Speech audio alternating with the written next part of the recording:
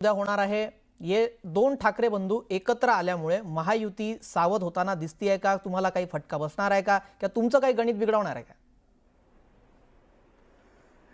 आपण पहा की दोन बंधू एकत्र येतात ही चर्चा आणि त्यावर ठोस अशा मधल्या काळात दोन्ही पक्षाच्या नेत्यांनी भेटणं हे काही काळापासून सतत सातत्यानं सुरू आहे। एवढं असताना सुद्धा का उबाटाचे नगरसेवक भाजपकडे येत आहेत? का उबाटाचे नगरसेवक खऱ्या शिवसेना म्हणजे एकनाथ शिंदे साहेबांकडे चाललेत? कारण त्यांना माहित आहे की एकत्र लढून सुद्धा काहीही होणार नाही। जे विधानसभेच्या निवडणुकीत घडलं, जे स्थानिक स्वराज्य संस्थेच्या निवडणुकीत घडलं, त्याहीपेक्षा अद्भुत या महानगरपालिकेत होणार आहे। आजच एक प्रवेश झाला, माझ्या विभागातले उबाटाचे नगरसेवक आज भाजपमध्ये आले। दुसरेही आहेत, त्यांनाही यायचे, पक्ष प्रवेश देईल त्याच्यावर अवलंबून आहे। आणि ही स्थिती संपूर्ण मुंबईची नव्हे, महाराष्ट्राची आहे। याला कारण आहे की आता स्थानिक स्वराज्य संस्थेच्या निवडणुका झाल्या, कोणीतरी पाहिलं का औषधाला? माननीय उद्धव ठाकरेजींना किंवा आदित्य ठाकरेजींना एअर कंडिशन बंगल्यातून बाहेर पडताना बंगल्यामध्ये निवांत बिर्याणी खाणं पसंत केलं, पण महाराष्ट्रात कुठेही प्रचाराला गेले नाहीत, कुठलीही सभा घेतली नाही, कुठलीही प्रचार फेरी केली नाही का? आणि नंतर मग हारल्याच्या नंतर बोंबलत बसले, बघा अमुक तमुक, वोट चोरी, ईव्हीएम, निवडणूक आयोग। दुसऱ्या ठिकाणी मुख्यमंत्री इतकं जबाबदार पद असताना, उपमुख्यमंत्री पद इतकं जबाबदार पद असताना माननीय शिंदे साहेब, माननीय देवेंद्र फडणवीस साहेब देवाभाऊ पूर्ण महाराष्ट्रात गावोगावात जात होते, 55च्या वर सभा केल्या, प्रचार फेऱ्या केल्या, प्रत्येक कार्यकर्त्याशी थेट फोनवर रात्री 3-3 वाजेपर्यंत बोलत होते। कर्मठ कार्यकर्त्याच्या पाठीमागे उभा राहणारा नेता लागतो। दुर्दैवानं ते जे दोन्ही एकत्र आलेत पक्ष, आमच्या मुंबई अध्यक्षांनी त्याला फार सुंदर समर्पक नाव दिलंय।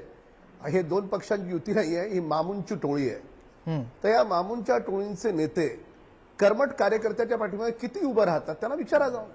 आणि जो उभा राहत असते तर कॅबिनेट मंत्री कधी सोडून जातो का? पक्ष सोडून गेले ना सगळे एकनाथ शिंदे साहेबांसोबत, का गेले? कारण हे उभंच राहत नाही। त्याच्यामुळे मुंबईतली आजही स्थिती तुम्हाला सांगतो, असेच लोक उबाटामध्ये थांबलेत ज्यांना भाजपनं किंवा एकनाथ शिंदे साहेबांनी खऱ्या शिवसेनेत प्रवेश दिला नाही। बाकी त्या पक्षात थांबण्याची इच्छा नच्या बरोबर लोकांना आहे।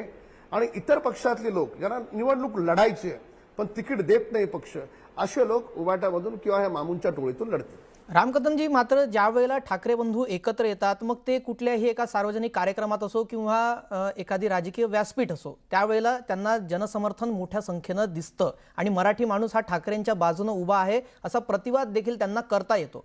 मात्र राजकीय जर डावपेच बाजूला ठेवले तर एक भावनिक साध घालण्यात देखील ठाकरे बंधू यशस्वी होतील असं बोललं जात आहे। तुम्हाला हा मुद्दा कितपत योग्य वाटतोय? मला सांगा, कालची जी निकाल लागले विधानसभेची निवडणूक, आपली स्थानिक स्वराज्य संस्थेची निवडणूक, तेव्हा पण एकत्रच होते ना, एकत्रच हात दाखवत होते, एकत्रच भेटीगाठी करत होते, रक्षाबंधन करत होते, दीप महोत्सव करत होते, एकत्रच दाखवत होते ना। त्यांचे कार्यकर्ते आपसात एकत्र भेटत होते, कार्यालयात भेटत होते। काय दिवे लावले? वाट्याला काय आलं? तेव्हा अधिकृत घोषणा झाली नव्हती, आपण तसं म्हणू शकतो। आता अधिकृत घोषणा होणार आहे। एक माध्यमांसाठी बातमी असू शकेल, प्रचार सभेला गर्दी होईल, पण गर्दीचं रूपांतरण कधीही मतांमध्ये झालेलं नाही, ना विधानसभेला ना याच्या अगोदरच्या कोणत्या निवडणुकीला। तर त्याच्यामुळे एक ठीक आहे की माध्यमांमध्ये विंडो फ्रेम आहे, त्या विंडो फ्रेम मध्ये दोन वेगवेगळ्या फ्रेम मिळतात, कलर असतो, त्यामुळे ठीक आहे, बातमी चालेल। पण त्या बातमीच्या पलीकडे जाऊन तुम्हाला सांगतो, 16 जानेवारीला आपणच वर ठळक अक्षरात दाखवाल की महायुती जिंकली आणि मामीच्या टोळीचा सुपडा साफ झाला। बरं, आता तुम्ही असं म्हणताय की महायुतीला कुठल्याही प्रकारे त्याचा परिणाम होणार नाहीये आणि फटका बसणार नाहीये, दोन्ही ठाकरे बंधू एकत्र आले तरी। चला, मला 3 महत्त्वाचे मुद्दे की कल्याण, डोंबिवली आणि तिकडे ठाणे या महापालिकेची जी निवडणूक आहे त्या संदर्भात शिवसेनेसोबत जागा वाटपाचं जे चर्चा सुरू आहे तुमची, त्याबाबत तुम्ही सावध भूमिका घेताना दिसतायत। अशाहीच बातम्या समोर आल्या होत्या की ज्यावेळेला ठाकरे बंधूंचं जागा वाटप जाहीर होईल त्यावेळेला महायुती निर्णय घेईल आणि काही आपले उमेदवार वर खाली करायचे आहेत त्याबाबत निर्णय घेईल। तर हे जी बातमी होती ती कितपत खरी आहे? कसं आहे, हल्ली एक नवीन ट्रेंड सुरू झालाय काही दिवसांपासून. सूत्रांच्या हवाले किंवा अशी माहिती मिळते सूत्रांच्या हवाले, याला काहीही तथ्य नाही. त्यांनी त्यांचा कोणता उमेदवार द्यायचा आहे न द्यायचा आणि त्यांचं ठरलंय, आधीपासूनच ठरलंय एकत्र जायचं म्हणून, आणि म्हणून तर काँग्रेसला टपल्या मारत होते. मूळ मुद्दा असा येतो की पक्षानं टायमिंग बघून पक्ष यादी जाहीर करत असतो, आणि त्या टायमिंगचा अर्थ असा होतो की समोर काय घडतंय. बरं. समोर यांच्याकडे उमेदवारच त्यांना सापडत नाहीयेत.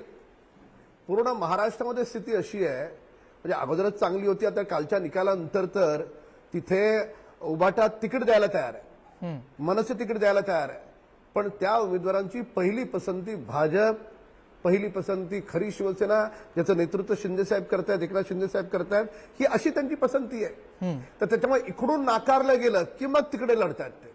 ही वस्तुस्थिती, आपण माहिती घ्या खाली. बरं, राम कदमजी, आपण आता टायमिंगची गोष्ट केली तर भाजपा आणि महायुतीचा टायमिंग कधी येणार आहे? कारण आता तुम्ही असा थेट आरोप केलाच की त्यांना उमेदवार मिळत नाहीत. महायुतीला उमेदवार मिळाले आहेत, उमेदवार नक्की झाले आहेत का, आणि जागा वाटप पूर्ण फायनल झालंय, कधीपर्यंत ते टायमिंग आता तुमचा येणार की घोषणा होईल? मला सांगा, आपण दररोज भाजपचा प्रदेश कार्यालयात पक्षप्रवेश पाहतात, दररोज मोठमोठी लोक भाजपमध्ये येतात. हे आपण आजही पाहिलं. आपण माननीय अध्यक्ष अमित साटम साहेबांच्या हस्ते आज उबाटाच्या जे वर्तमान नगरसेवक आहेत त्यांचा प्रवेश झाला. दररोज सुरू आहे, तसंच शिंदे साहेबांकडे सुरू आहे. पण उबाटामध्ये कोणता प्रवेश झालाय तो सांगा भाऊ मला. मनसेमध्ये कोण गेलाय, पक्षप्रवेश झालाय, सांगा बरं.